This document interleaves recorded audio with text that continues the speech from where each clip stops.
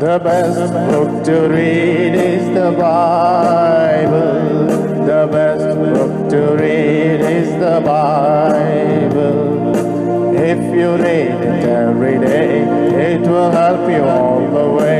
Oh, the best book to read is the Bible.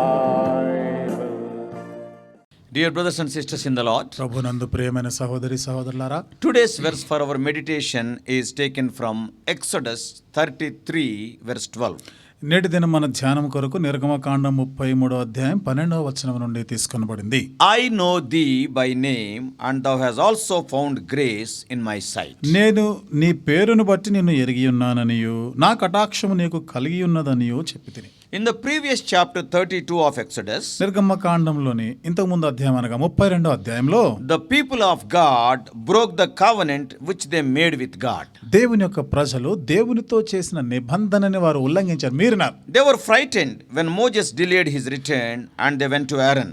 మోషే కిందకి దిగడం తడవు చేసినప్పుడు వీళ్ళందరూ కూడా భయపడి అహరోను దగ్గరికి వెళ్ళారు. Because Aaron was their temporary leader in Moses' absence. ఎందుకనగా మోషే లేని సమయంలో అప్పటి కొరకు అహరోను వారికి నాయకుడిగా ఉండినాడు. Earlier Moses gave charge to Aaron and Ur as temporary leaders. అంతకు పూర్వము మోషే హూరు అహరోనులకి కొంతకాలం వరకు, అంటే ఆయన వచ్చేంత వరకు కూడా ఆ నాయకత్వ బాధ్యతలు ఇచ్చాడు. We read it in Exodus 24:14. నిర్గమకాండం 24వ అధ్యాయం 14వ వచనంలో ఆ మాటలు చదవచ్చు. So to make the whole story short, కాబట్టి ఈ చరిత్ర అంతా కూడా మనం కొంచెం క్లుప్తంగా చేసుకుంటే, Aaron made a golden calf and all the people of Israel violated the commandments regarding idolatry. కాబట్టి అహరోను బంగారంతో ఒక దూడ చేసినాడు.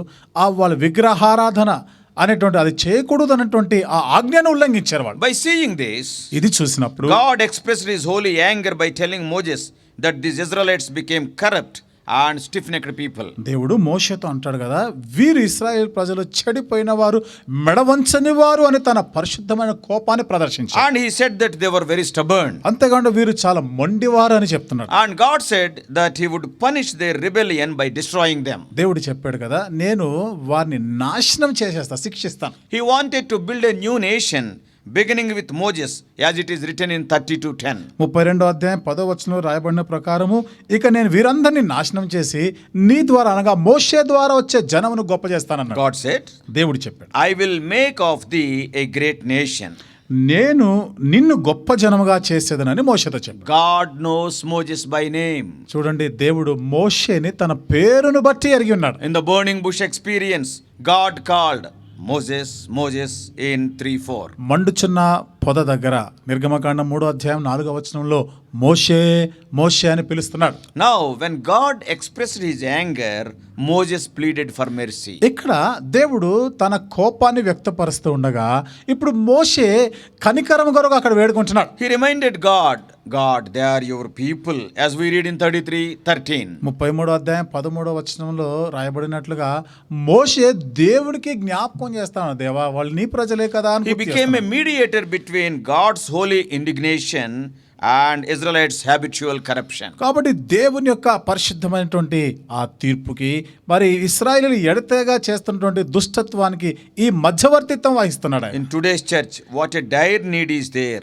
for leaders like Moses. నేటి దిన సంఘానికి మోషే లాంటి నాయకులది ఎంతైనా అవసరం ఉంది కదా. He never wanted name and fame for himself. మోషే ఎప్పుడు తన కొరకు పేరు ప్రఖ్యాతి కోరుకోలేదు. He was willing to suffer for those people whom he was leading. చూడండి, ఎవరికి నాయకత్వం వహిస్తున్నాడో వారి కొరకు ఆయన ఎన్నో శ్రమలు అనుభవించడానికి సిద్ధపడ్డాడు. He never wanted even a single sheep of his flock to be destroyed. తన మందలోని ఒక్క గొర్రె కూడా నాశనం కావడం ఆయన ఇష్టపడలేదు. What a mind of Jesus. కానీ ఎంతటిది యేసు కలిగిన మనసు కదా. In this episode, కాబట్టి ఇక్కడ ఈ సన్నివేశంలో consequent to God's anger, God refused to go before Israel as they marched to the promised land, as we read in chapter 33 in first 6 verses. 33వ అధ్యాయం మొదటి 6 వచనాల్లో మనం చదివినట్లుగా దేవుడు తన కోపానికి బదులుగా వ్యతిరేకంగా ఇక వారిని వాగ్దాన దేశంలో ప్రవేశపెట్టలేదు. And God refused to walk before them. దేవుడు వారికి ముందుగా నేను వెళ్తాను అనే మాటకు వచ్చినప్పుడు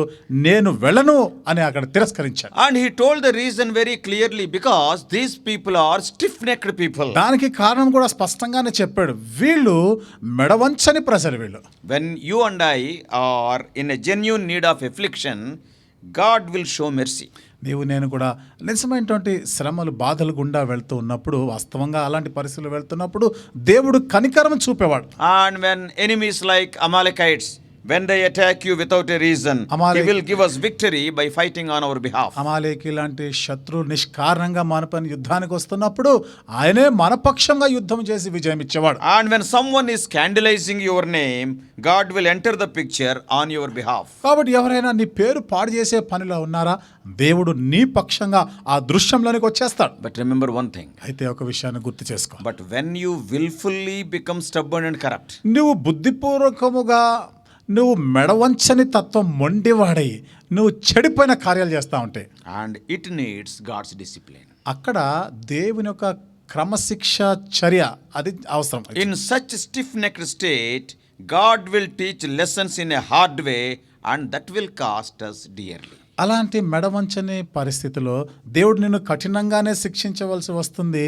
అది దేవుని యొక్క ప్రేమ నీపైన అది ప్రదర్శించబడు. God thought of destroying the whole nation of Israel. దేవుడు ఇశ్రాయేలు జనాంగం అంతటిని కూడా సమూల నాశనమే చేయాలనుకున్నాడు. If Moses was not pleading, they would have been destroyed. మోషే కానీ బ్రతిమాలి ఉండకపోయి ఉంటే నిజంగానే వాళ్ళు నాశనం అయిపోయి ఉండేవారు. Moses reminded the Lord of his promise to accompany the people on their journey to the promised land, Canaan. మోషే వాగ్దాన దేశం అనగా కనాన్లో ప్రవేశించేటప్పుడు దేవుడు ముందుగా నడుస్తానని చెప్పినటువంటి ఆ వాగ్దానాన్ని జ్ఞాపకం చేస్తున్నాడు. Through Moses' prayer, we can learn many lessons. మోషే ప్రార్థన ద్వారా అనేక పాఠాలు మనం నేర్చుకోగలం. It was an unselfish prayer.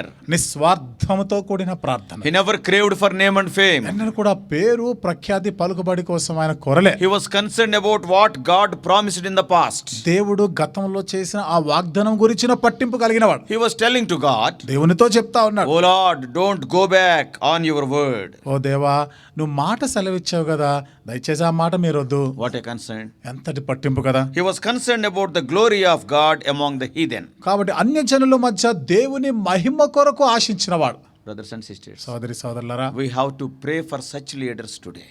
అట్లాంటి నాయకుల కొరకు ఇది మనం ప్రార్థన చేయవలసిన అవసరం ఎంతైనా ఉంది. Today people are fighting for their name and fame. ఇది నాన్న ప్రజలు వారి పేరు ప్రఖ్యాతి కొరకు కొట్లాడుకుంటున్నారు. And they are not bothered about the glory of the name of the Lord. దేవుని నామము మహిమ, ఆయన నామ ఘనత గురించిన పట్టింపు లేదు. We need pleaders, not in the worldly courts, to defend our cause. కాబట్టి నేటి దినాన్న మనకి మన తరఫున ఉత్తరవాదం చేశారు. ఎలాంటి వారంటే నేటి దినాల్లో We don't need pleaders to stand in the worldly courts. కాబట్టి మన లోక సంబంధమైనటువంటి ఆ కోర్టుల్లో మన పక్షంగా వాదించే వారు అవసరం లేదు ఇప్పుడు మనకి. We need such pleaders like Moses before God. కాబట్టి దేవుని ఎదుట వాదిస్తున్న మోషే లాంటి ఆ ప్రతివాదత్వం చేసేవాళ్ళు And కావాలి. to defend our cause and our status of being the children of the Most High God. మనం అత్యున్నత సర్వోన్నతున్న దేవుని పిల్లలము అని మనకి ఏదైతే పేరుందో దాని పక్షంగా మనల్ని ఆదుకునేవారు కావాలి. It is doubtless to say that we lack such leaders today. నిస్సందేహంగా మనం చెప్పగలం నేటి దినాన ఎలాంటి నాయకులు మనకి లేరు.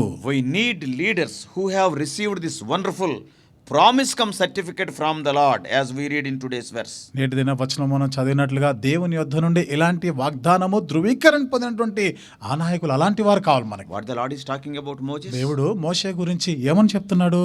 I know thee by name, నీ పేరును బట్టి నేను ఎరిగి ఉన్నాను, and thou hast found grace in my sight.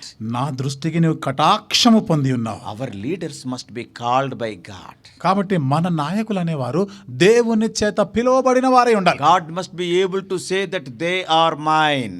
దేవుడు ఇదిగో వీరు నావారు అని చెప్పగలిగినటువంటి అట్లాంటి నాయకులు ఉండాలి. They must find grace in the sight of God. దేవుని దృష్టికి కృప కటాక్షము పొందిన వారై ఉండాలి. Moses like people are special people. మోషే లాంటి ప్రజలు చాలా ప్రత్యేకమైన ప్రజలు. They are chosen by God for special purposes. వారు ఒక ప్రత్యేకమైన ఉద్దేశాల కొరకు దేవుని చేత ఎన్నుకోబడిన వారు. And these times of troubles brought Moses more close to God. కాబట్టి ఇలాంటి కష్టకాలం ఈ పరిస్థితులు మోషేని ఇంకా దేవుడికి ఎంతో సమీపంగా తీసుకొని వచ్చాయి. During these troubled times, Moses moved to the tent of meeting, as we read in 33:7-11. ఈ కష్టకాలంలో 33వ అధ్యాయం 7వ వచనంలో రాయబడిన ప్రకారము మోషే ఆ ప్రత్యక్ష గుడారమును సమీపించాడు. అక్కడికి వెళ్ళాడు. Moses met God personally there. అక్కడ మోషే దేవుణ్ణి వ్యక్తిగతంగా కలుసుకున్నాడు, ఎదుర్కొన్నాడు. Remember, this is not the tabernacle of the Lord. గుర్తుపెట్టుకోండి, ఇది దేవుని యొక్క ప్రత్యక్ష గుడారం కాదు. Since the tabernacle had not yet been erected or dedicated. ఎందుకనగా అప్పటికి ఇంకా ఈ ప్రత్యక్ష గుడారము తయారు చేయలేదు, నిలపలేదు. And this was a special tent Moses used to meet and consult God. ఇది ఒక ప్రత్యేకమైన ప్రత్యక్ష గుడారము. అక్కడ అవసరాన్ని బట్టి మోషే తరచుగా దేవుని సన్నిధికి వెళ్తూ విచారిస్తుండేవాడు. It was known as the tent of meeting. కాబట్టి ఇక్కడ రాయబడిన మాట ఏమిటిదంటే ఇది దేవుని కలుసుకోవడానికి కొరకైన ప్రత్యక్ష గుడారం. And God revealed himself and his presence through the pillar of cloud. అక్కడ దేవుడు మేఘస్తంభం ద్వారా తన సన్నిధిని వారికి ప్రత్యక్షపరచుకునేవాడు. And the cloudy pillar which led the nation on their journey would hover at the tent door. చూడండి, వారి ప్రయాణం అంతా కూడా నడిపించినటువంటి ఆ మేఘస్తంభము ఈ ప్రత్యక్ష గుడారాన్ని ఆవరించి ఉండేది. And the people would know that Moses and the Lord were in conference. అక్కడ దేవుడు మోషే మాట్లాడుకుంటున్నారని ప్రజలు తెలుసుకునేవారు. Yes, when the pillar of cloud is there hovering the tent door, మేఘ స్తంభము ఆ ప్రత్యక్ష గుడారం ద్వారం మీద నిలిచినప్పుడు, and when Moses went into the tent of the meeting, మోషే ఆ ప్రత్యక్ష గుడారంలో దేవుని సంధించడానికి వెళ్ళినప్పుడు, that is a clear indication to the people that Moses and God are in conference. ఇక్కడ వారికి ఎంత స్పష్టంగా అర్థమైనటువంటి ఆ సూచన ఏమిటిదంటే ఇక్కడ దేవుడు మోషే వ్యక్తిగతంగా పరస్పరంగా మాట్లాడుకుంటున్నారు అని అర్థమైంది. The main pleading of Moses was for his presence with them. ఇప్పుడు మోషే తాను వేడుకుంటున్న ప్రధానమైనటువంటి విషయం ఏమిటిదంటే ఎల్లవేళలా దేవుని యొక్క సన్నిధి వారితో కూడా ఉండాలి అని బ్రతిమాలాడు. Not only his blessings, but we need his presence in our lives. కాబట్టి దేవుని యొక్క ఆశీర్వాదాలు మాత్రమే కాదు, మన జీవితంలో దేవుని యొక్క సన్నిధి కూడా ఎంతైనా అవసరం. Many of us are satisfied with his blessings. మనలో చాలా మంది దేవుని యొక్క ఆశీర్వాదాలు ఉంటే చాలని సంతృప్తి పడిపోయి It ఉంటాం. is the wrong way of enjoying his blessings. ఇది దేవుని ఆశీర్వాదాలు మన తప్పుడు విధానంలో అనుభవించేవారు. I tell you emphatically, brothers and sisters, it is the blessings are of no value if the giver, that is God, is not with you. సోదరి సహోదరులారా, ఖచ్చితంగా నేను మీకు చెప్పగలను, దేవుని సన్నిధి మీతో కానీ లేకపోతే దేవుడిచ్చిన ఆశీర్వాదాలకి విలువనే లేదు ఇంక నీకు. What is the value of Canaan when God is not there? దేవుడే లేకపోతే కనానుకి వెళ్ళి ఏం లాభం, ఏం విలువ? What is the value of the milk and honey? అక్కడ పాలు తేనెల యొక్క విలువ ఏమిటి? What is the value of their possessions or their positions or their prestige or their name and fame when God is not with you? దేవుడే నీతో లేనప్పుడు నీ స్వాస్థ్య భాగమే కానీ నీ పేరు ప్రతిష్టత ఏమి లాభం, ఏం విలువ ఉంటుందని. I want to exhort you on this occasion. What is the value of your ministry when God is not with you? ఈ సందర్భంలో నేను మిమ్మల్ని హెచ్చరిక చేస్తా ఉన్నాను, దేవుడు మీతో లేకపోతే నువ్వు చేసే ఆ పరిచర్య ఏమి లాభం, ఏం విలువ ఉంటుంది దానికి? Will it not be like the wood, hay and stubble? ఇది కర్ర గడ్డి కొయ్యకాలు లాంటిది కాదంటారా? They will be burnt one day, that is on the day of reckoning. అవి ఒక దినాన్న అనగా తీర్పు దినాన్న అవి కాలిపోనే ఉన్నాయి. The presence of God means rest and peace in life. దేవుని యొక్క సన్నిధి అనగా మన జీవితంలో నెమ్మది, విశ్రాంతి, సమాధానం ఉండాలి కలిగి. Moses' heart leapt for joy when he heard God promising to accompany the people of Israel to the promised land. దేవుడు ఇశ్రాయేలు ప్రజలతో కూడా వాగ్దాన దేశం నేను మీతో రాను అన్నప్పుడు, when he said that I will come with you, he leapt with joy. నేను మీతో కూడా వస్తాను అని దేవుడు చెప్పినప్పుడు ఎంత సంతోషంగా వారు బయలుదేరినారు. Dear brothers and sisters, ప్రియమైన సహోదరి సోదరులారా, sin is always costly. పాపం అనేది ఎప్పటికీ అది ఖరీదైనదే. In the case of Israelites, their rebellion not only costed thousands of lives, but also robbed the nation of the presence of the Lord. Israel విషయానికి వస్తే వారి యొక్క తిరుగుబాటు అనేది ఎంత నష్టాన్ని కలిగేసి, ఎంత క్రైమ్ చెల్లించవలసి వచ్చిందంటే ఆ జనాంగం అంతా కూడా వారు నష్టపోవాల్సి వచ్చింది. And thousands of lives. వేల కొలది మంది ప్రాణ నష్టం జరిగింది. And the presence of the Lord also was not there. దేవుని సన్నిధి కూడా వారితో ఉండలేదు. As a child of God, దేవుని బిడ్డగా remember, you cannot sin and win. గుర్తుపెట్టుకో, పాపము చేసి అలా కొనసాగలేవు నువ్వు. Man of God Charles Spurgeon said, దైవజనుడైన చార్లెస్ స్పర్జన్ గారు అన్నారు, beautiful way he has put this word. ఈ మాటని ఎంతో చక్కగా ఆయన చెప్తాడు. God never permits his people to sin successfully. దేవుడు ఎప్పుడు కూడా తన పిల్లలని, తన ప్రజలని పాపము చేసి సఫలులు కావడానికి అనుమతించడు. Surely punishment and destruction follows your sin. నిశ్చయంగా నీవు చేసిన పాపానికి శిక్ష ఉంటుంది, నాశనం కూడా ఉంటుంది. He is a holy God. ఆయన పరిశుద్ధుడైన దేవుడు. So before I conclude, కాబట్టి నేను ముగించే ముందు one more small thought. మరొక చిన్న తలంపు చెప్తా. As Moses had the tent of meeting to converse, to talk to God one to one, ఏ విధంగా మోషే దేవునితో మరి ఒక్కొక్కరుగా ముఖాముఖిగా మాట్లాడేదానికి ఒక ప్రదేశం కలిగి ఉండినాడు, ఒక గుడారం కలిగి ఉండినాడు. it is always better for us to have a similar quiet conversing place. కాబట్టి ఎల్లప్పుడూ మనం కూడా మన జీవితంలో ఎంతో మౌనంగా ఉన్నటువంటి ఒక ప్రదేశం, దేవునితో మాట్లాడేదానికి ఆ ప్రదేశం కలిగి ఉండడం మంచిది. Jesus often went to the Mount Olivet. యేసు ప్రభువారు తరచుగా ఒలీవల కొండకు వెళుతూ ఉండేవాడు. Dear brother, dear sister, ప్రియమైన సహోదరి సహోదరుడా, every Christian should have his Mount Olivet. ప్రతి క్రైస్తవుడు కూడా తన యొక్క ఒలీవ కొండను కలిగి ఉండాలి. Finally, చివరిగా Moses like leaders are rarely seen today. మోషే లాంటి నాయకులు ఈ దినాల్లో చాలా అరుదుగా ఉన్నారు. Probably that may be the reason why God is speaking to you today. బహుశా ఇదే కారణం కావచ్చు దేవుడు నీతో మాట్లాడేదానికి. Why don't you dedicate yourself like Moses? మరి నీ జీవితాన్ని మోషే వలె నీవెందుకు ప్రతిష్ఠించుకోకూడదు? God is not partial. దేవుడు పక్షపాతి కాడు కదా. If you are willing, God is willing.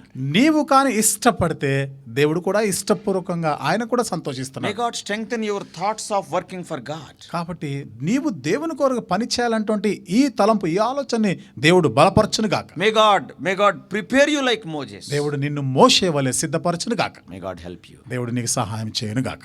Please note, at the end of every message, some slides are uploaded. దయచేసి గమనించండి, ప్రతి వర్తమానం యొక్క చివరిలో కొన్ని స్లైడ్స్ పెడుతున్నాము.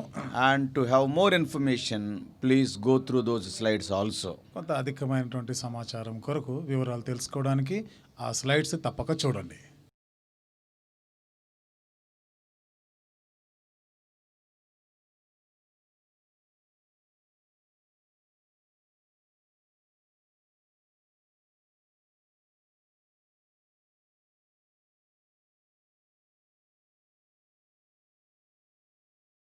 God bless you all. Please subscribe for more spiritual messages on YouTube channel John Victor Hebron.